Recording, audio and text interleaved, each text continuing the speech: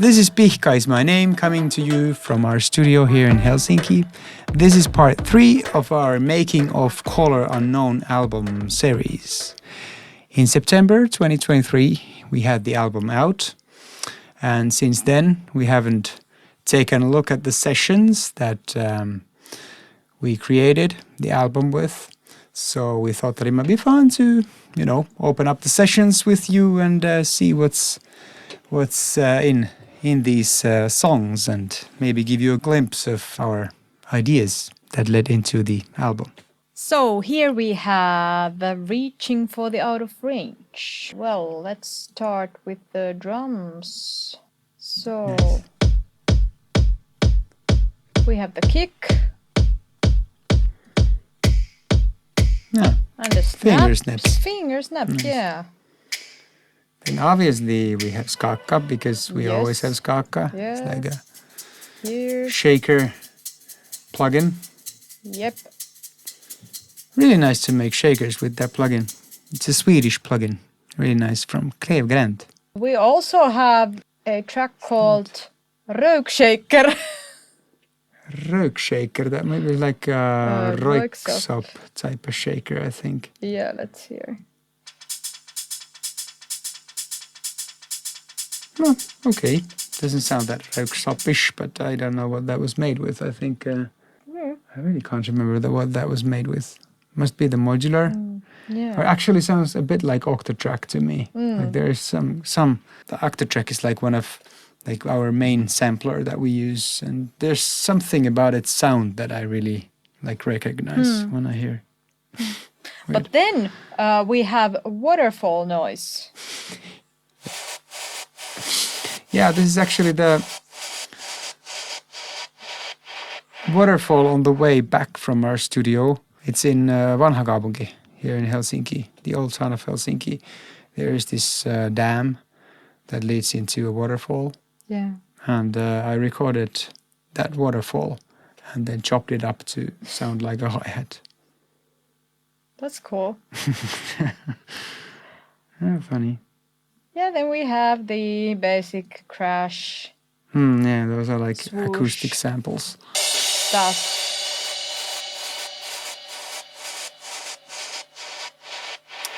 Yeah. Yeah, I like to use sounds from the real world, like bird song or the sound of water, and cut it up and make it musical. So, bass. There's some low pass filter on it. This is kind of the bass sound of our second album. Yeah. It's almost on. It was always the same plugin. Yeah. It's just samples of like a bass guitar. We also have the 303. Yeah. It's bass on a here. lot of Layering. tracks on the album. This is actually the third track or the fourth track that has been layered, like a bass guitar layered with this 303 bass board. 303. Yeah. Yeah, so this is the layer. No. Yeah. Like this is something that I would at some point like to be able to do live, to bring that bass board into a live set, because I really like the wet, crunchy sound of it. Yeah. Okay, then we have some modular synth here, a lead. Oh, this one. This is great with the modular synth. Oh, Nice. There's like a layer of rings and some just like a basic analog oscillator. yeah, then we also have a support piano. Yeah, I think like a piano playing the same, Yeah, let's hear. because we needed like some more definition to the sound, so we layered a digital piano on top of it. Yeah, in 2 octaves. Yeah. Yeah, you wouldn't be able to play that properly on a piano. Like you would have to be really precise to play that, but Yeah. sounds good.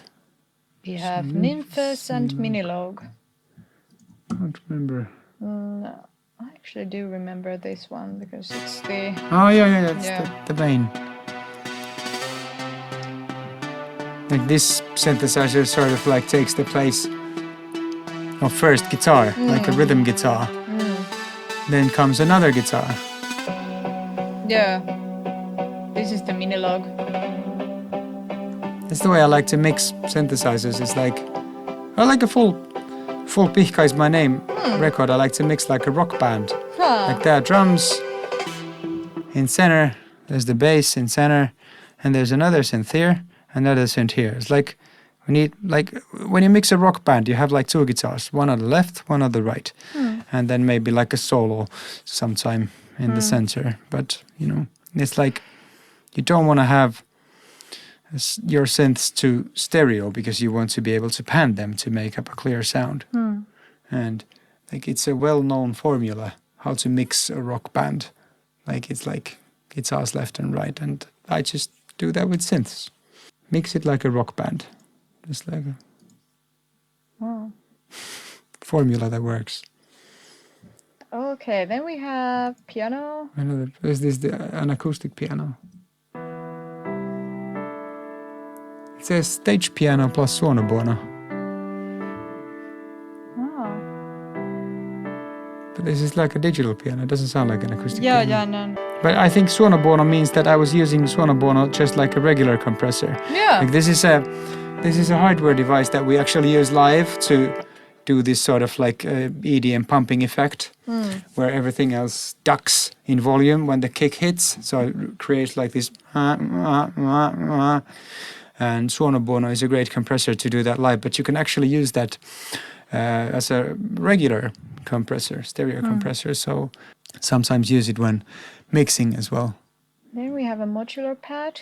Modular pad. Yeah. Rings into beats. Well, that's the classic. Yeah. Oh yeah. Some atmospheric. And then something really special. Electric guitars. Yeah. Yeah, I guess that this is the same as on Exponential Potential. I think I'm playing the electric guitar with the bow, cello bow. Nope. No, it's not. No. I think I'm picking the guitar. Yeah, definitely. Why does it have this?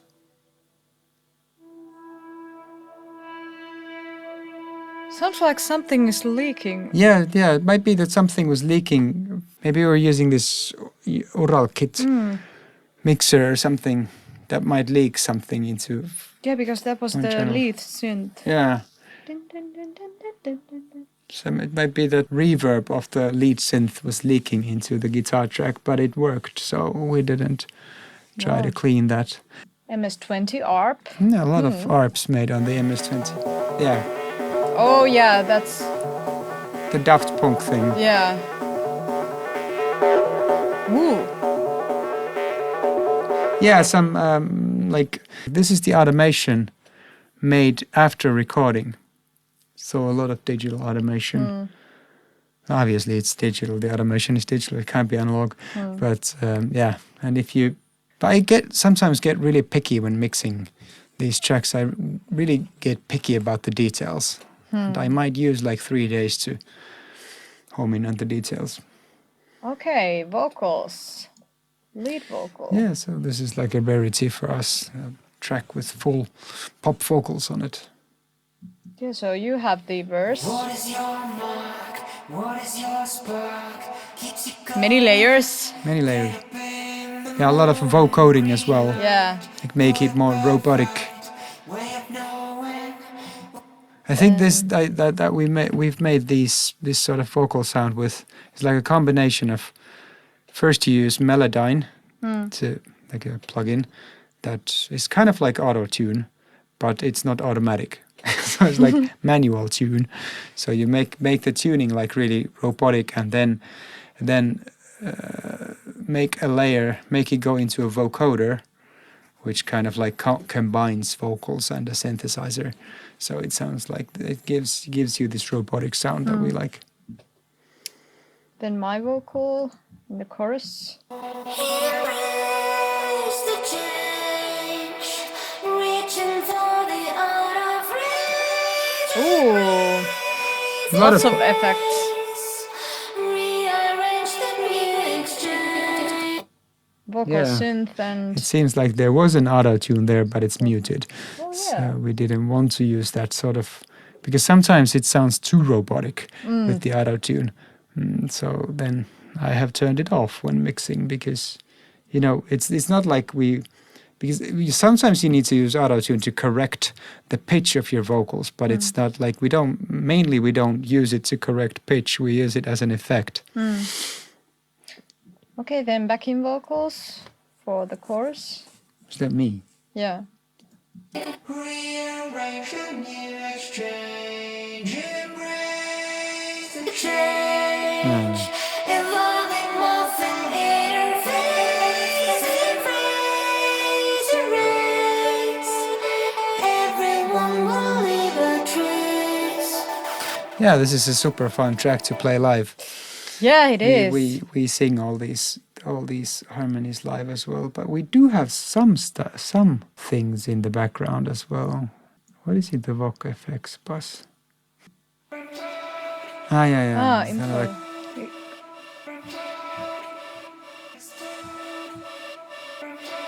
Oh, and then we have your live yeah. The falsettos, falsetto things. falsetto craziness. There was a lot of There was auto-tune there. auto-tune, yeah. Yeah. I think there are some great kiljahduksia. Kiljahduksia would be like, What's it? I don't know what that is in English, but it's like a mixture of screaming and shouting. Yeah. I mean this.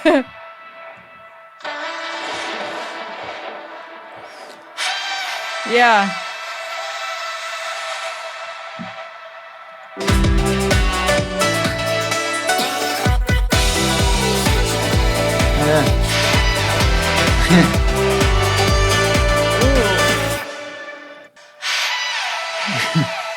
That's him.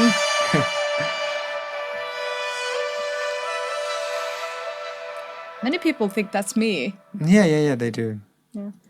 It's not. Okay, so this was reaching. Reaching for the out of range. Yeah, next we have I think we're getting somewhere. We're Somewhere getting- Nowhere. Yeah, I went by the name of Daft FM because Of course it. yeah, I came up with this beat on the MPC. I was using these acoustic drum samples, really nice samples, and I came up with this beat. And there was also this FM synth called OPX4, and that's why it is called Daft FM. It sounded a bit Daft Punky at the time to me, but it doesn't anymore. But if you Yeah. just play the drums, it might be might get like a.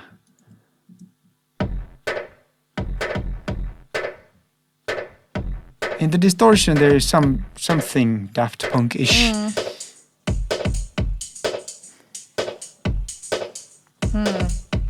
Yeah. Yeah. Okay, so let's hear the kick. I think I replaced the original acoustic sample with like this more like electronic sounding kick in the end. Yeah. BB clap. It's from the plugin Backbone. Yeah. And then we have MPC snare. I think that this is from the acoustic samples. Yeah. No, I'm not sure because they all sounded the same to me. I think there was no round robin in that. We Round- also have a MPC hi-hat. Yeah, Oh yeah. this is the acoustic. Yeah, thing. let's go. We also have a tambourine from MPC. Yeah, it was from the same kit. Oh yeah. Don't have the MPC anymore. I sold it because I wasn't like completely feeling the workflow of it, and Octatrack sort of like does that thing better for me. We have shakers. But this is not from... It's not from Skakka. What's happening here? And another one. Sounds like they are out of time. Yeah. Maybe that I actually played these shakers because sometimes I like to play Oh yeah. shake. I mean, they are quantized and everything, but Yeah. not like at 100%. Like if you play shakers or play anything, don't quantize everything to 100%. You can quantize it to like 50%. Then it's still gonna sound human. And this is actually Ooh. from the original beat that I made, like a percussive FM. Oh, this is the one. Yeah. I like the way it's going from right to left. Like if you're listening to this on headphones, then you have this sort of stereo effect. Yeah. Okay, let's see the bass. FM bass. I think it's gonna. I think that we replaced it with the acoustic guitar acoustic Oh. bass guitar. Prime bass. Yeah. It's Yeah. gonna be the same. I think it used to have an FM bass, but in the end we didn't like it. Yeah. Well, Yeah, this is definitely the bass sound of this album. yeah, it is. It's always these same bass guitar samples on this album.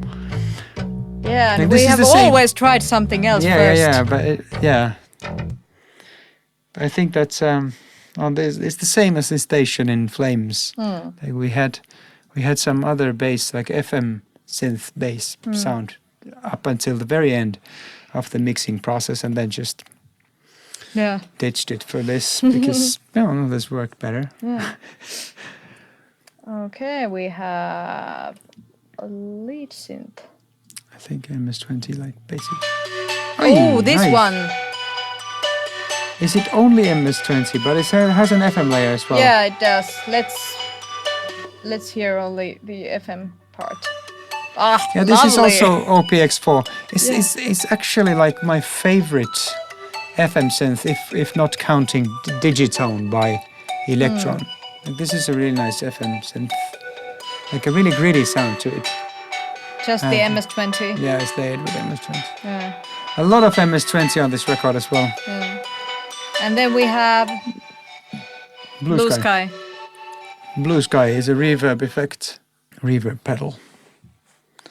Waldorf. Arpeggiator.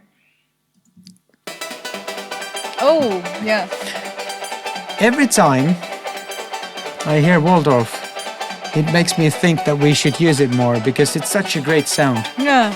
It's like this rack mount hardware synth, completely analog, and like a nice presence to the sound. It's there on our rack.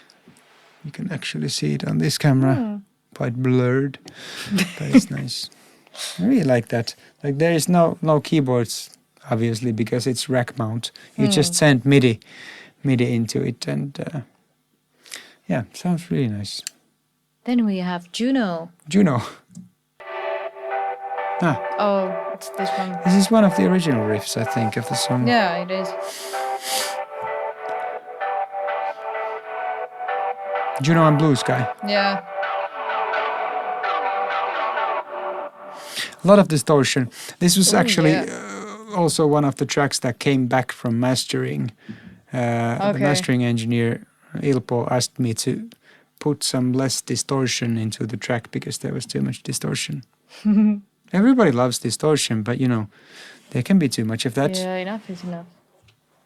Okay, then we have The vocals, like it's just a few lines that repeat over and over again. And it's really heavily cut. Yeah. I was like, I was really inspired by Sparks. I still am. I really love the American band Sparks. They just had their new record. It's like almost their 30th record, and I really love that band. Like it's artistic, like super artsy pop music. There is this great documentary made of them by Edgar Wright, and a new documentary. You should see that if you haven't seen it. Yeah, but this was inspired by. By Sparks. Yeah. Marketing, somewhere, marketing, nowhere, marketing, somewhere, marketing, nowhere, marketing, somewhere. I mean, not the melody itself, but the fact that You're the just same repeating thing one. repeats Yeah. all over again. and it starts to have like these different meanings. If you say something like Yeah. "baby's taking me home," you know, if you say it like 5 times, it still means like "baby's taking me home." But if you say it like 60 times, it's like if you just keep on repeating that, it starts to have different meanings, and I Yeah. really like that. I'm singing the. Somewhere going nowhere, getting somewhere going nowhere, getting somewhere going nowhere, getting somewhere going no. Yeah. There is like some, I think that there is some sort of like an octaver effect to your vocal. Yeah, it sounds like. Is it made with the? No, it's vocal synth. Actually, on every vocal track on this album, I think there is vocal Yeah. synth. Can you just open it? It's the same. Ah, yeah. What Did was it that? just crash? Oh, that's interesting. There's a graphical bug to it. Okay, this is what happens when you open an old song sometimes. Like this song was made with Cubase 12, and now we're on Cubase 13, which is the latest version.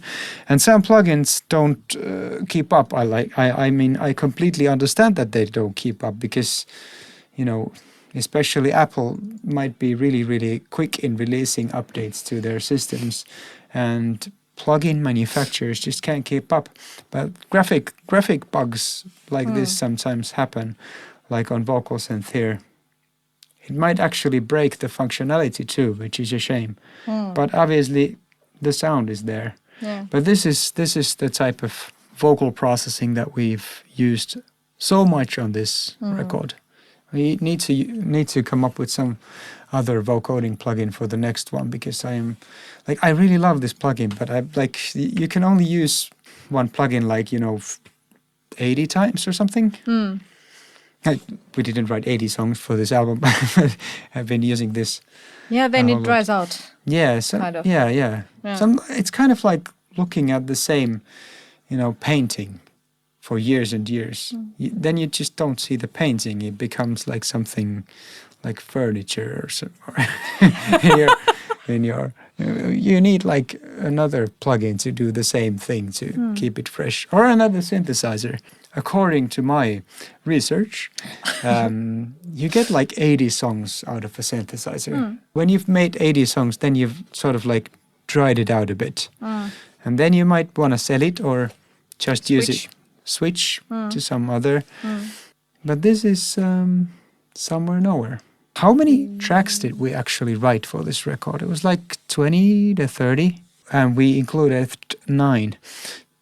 We really, really wrote a lot of material, but it took like 2 years to make this album.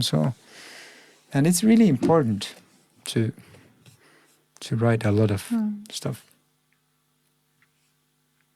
I think this is one of the first tracks written on this album. Because Yeah, I think this was from your Ableton session. yeah, actually I had a Minilogue Oh, you had Minilogue. with Okay. 2 different sounds. I was playing this arpeggiator with Minilogue. Is this the original sound, or did we redo it? I'm not sure.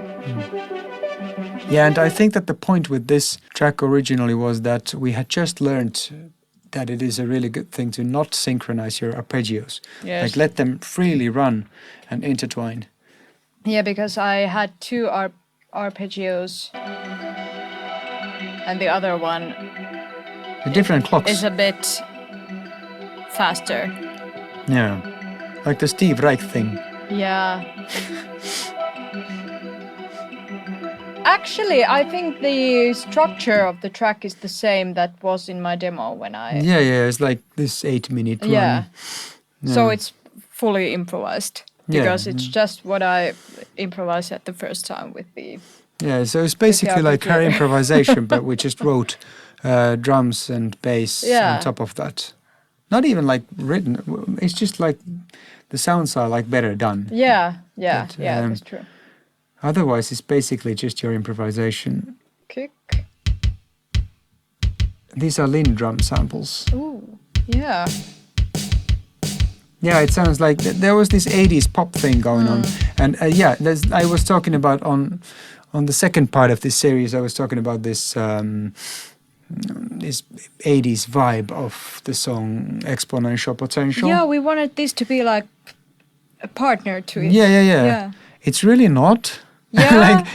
I haven't thought about it ever since, but the sounds are the same, like the Linn drum and the gated snare drum reverb, and if you just press play now and listen to just this, like it could be something from like an 80s Aha record or something like that, and just solo the hi-hat as well.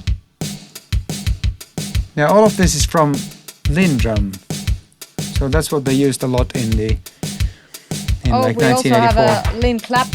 Yeah, this is even more 80s. Yeah. Like this is an 80s pop track basically. Yeah. In drums. Kick extra impact 1, kick extra impact 2. I think it's like on the first downbeat. It's like something like that. Oh yeah, like that. Like a crash Yeah. cymbal, but with a more interesting sound. We have some breakbeat. Oh, this was really Added at the very end. yeah. The tempo is sort of like drum and bass-ish. Yeah. So we wanted like some liveliness to the sound at the very end of the mixing process, and we added this. Yeah. This is like the classic breakbeat-ish stuff. Yeah, it was like the last session we had before we sent it to master. Master, yeah, yeah. so we were discussing if it was a good idea to add something that late. yeah. To a ready mixed track and Yeah. add something this like big might be difficult. Yeah, and that we might leave it too loud because always when the last thing you've added is always too loud. Yeah, well, it's very natural. Yeah. But can you just solo the drum set, let it play, and then mute, like unsolo the breakbeat? Oh yeah. So that's how it sounds. If you just like click on S now. This is the original drums of the mix, and this is with the breakbeats. So it's really like it's actually quite loud. Yeah. I don't think I would have it that loud. No, but yeah, it really sounds nice. That's it. Yeah, it works. Yeah, it really works. Okay, then let's see what bass do we have here. I think it's just like a. Yeah. It's doing nothing. Dun dun dun dun dun. Yeah, and it's the same bass guitar samples as in every. Like basically all the tracks on this album have the same bass guitar samples. And this is layered with some synthesizers. Rhythm, actually. Yeah. This is Analog Rhythms, the dual oscillator. Dual VCO. Yeah, it's this one. Yeah, I used to have the Electron Analog Rhythm. I used to call that my main instrument because I did so many tracks with the Analog Rhythm by Electron. But then the Syntact came out, and it just feels like it's got the best of what I was doing with the Analog Rhythm, and I just changed it up for the Syntact. I sold the Analog Rhythm and picked up a Syntact, and I think that it does everything that I wanted to do with the Analog Rhythm. It just doesn't have the pads, which I wasn't using that much anyway. Yeah. But now, actually, Analog Rhythms just got a firmware update, which is great. The Electron is great as a company because they support their old equipment so much. Analog Rhythm is actually a very old machine. It still gets firmware updates. And now they have these scales that you can set the 12 pads on it to like a musical scale. And it would be like much easier to play like arpeggios with those. And yeah, maybe at some point I will rebuy the Analog Rhythm. That's more like MPC style. Yeah, because MPC, it's those pads on the MPC are so great. Okay. MS-20 ARP. Yeah. Surprising. It's kind of like, you can see this on the album, that it's like a rock album in a way, that on a rock album it's like sort of boring that there is a guitar on every track. It's also not boring because it's like like rock music can be pretty predictable because it's like you always have these guitars and you always have the bass and you always they're always on the same places, and you can play the guitar many ways. Obviously, it's a very sensitive instrument, and that's why we love it so much, that you can play it in so many ways. But it's still always a guitar, and that's a good thing.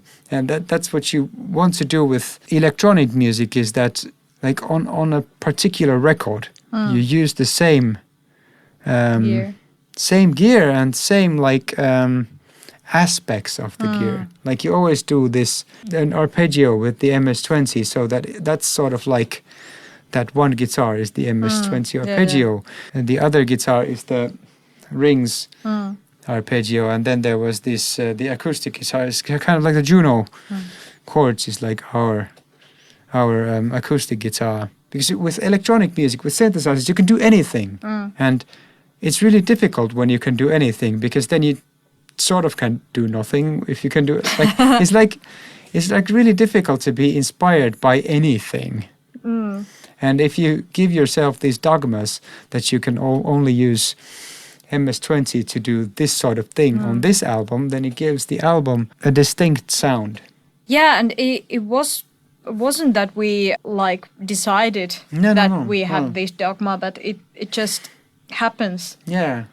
When you get to the part of the album making process that you will start thinking about the whole, entity, the whole of the album. Yeah. Then you realize that you are using these same instruments to the same effects, roles. Same roles for the same. Yeah. And that becomes the soul of the album. And for the next one, you don't want to be using the same things, because you sort of already did it on the last album. Yeah. I don't think that we would be using these sort of MS-20 ARPs. Especially when we don't have the MS-20 anymore. yeah. It's like a very, very spontaneous cell. It's a good way to not be able to use a certain instrument is to sell it. It's like ripping off a bandage or something like that. It's just like... Yeah, this arpeggio is kind of a counter arpeggio for the Minilogue. And it sounds so wonderful. Yeah. But you can do that sound with the modular synth. Yeah. And next time we're going to do that with the modular synth. Yeah. But with they are playing together. It's I got goosebumps when you play that. It's like so nice, the sound together, I mean. Yeah. Okay, then we have the Mellotron. Fucking amazing. Mellotron. Yes. These are obviously samples from inside the computer, but Mellotron is a sound that we also like to use a lot. Well, they didn't use it that much on this record. Maybe on like 2 tracks. Yeah, this and Valid Sync. Yeah, but on our debut, there's a lot of Mellotron. Okay, this was an atmospheric, just...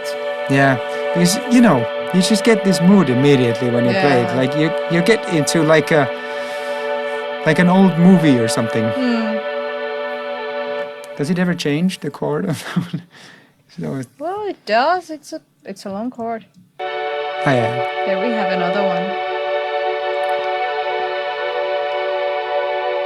Yeah, but it's 8-minute tracks. You can't use all the chords in the first 2 minutes. Yeah. Stay on one chord for like 2 minutes, then go to the next. Yeah. I love that. Is this an acoustic piano? Yes, and this was a tricky one. But you played it live like 3 times, and then we just cut off the best pieces, I think. Yeah, and I had to make sheet music for myself because we decided that we wanted to double the original arpeggio, only the...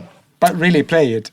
Yeah, but not the whole arpeggio, but only the... I would like to explain it, but I You can do it in Finnish and explain it in Finnish, and we can put some subtitles. En mä osaa suomeksi sanoa sitä. Mutta siis, kun sieltä nousee aina tavallaan, tiedätkö, se semmoinen niin kuin joku rytminen linja, Joo, kun sä joo, soitat kyllä. arpeggioa, Joo, niin, kyllä, sitten, totta kai. niin sieltä nousee ne jotkut äänet. Niin sitten tulee vähän niin kuin semmoinen melodia siellä, Joo. mihin kaikki ne äänet ei niin kuin kuulu siihen melodiaan.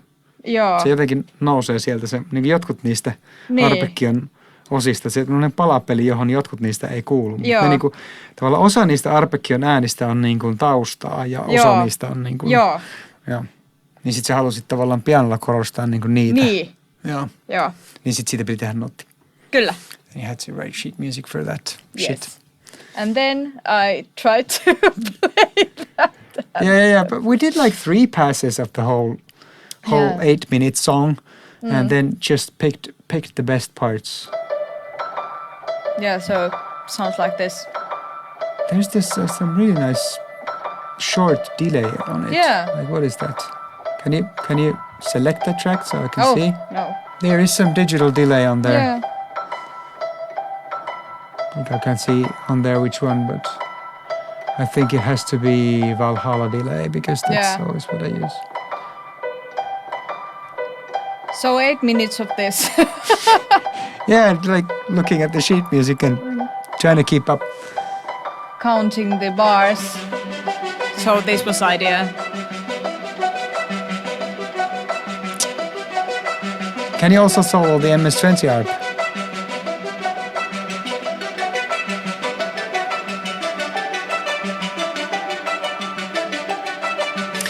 I really like this. Yeah, it's kind of on its own world. Yeah. This is like probably an easy track on the album to miss because it's the last one and it's like 8 minutes long. So, but maybe listen to that one again. Yeah, we I really think- recommend it. Yeah, I really recommend it because it's like a lot of thought was put into this. Yeah. It's not really like a friend of exponential potential, which we thought originally, but it's more like a friend of I Exist. Yeah, that's true. Hence the name. Actually, we named the 4th track I Exist and the last track You Exist because they started feeling like friends. Yeah. Then we have some vocals.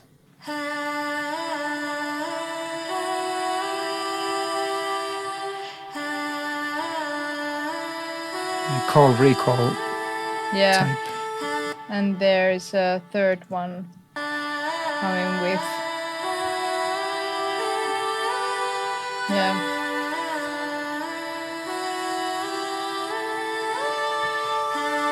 Cool.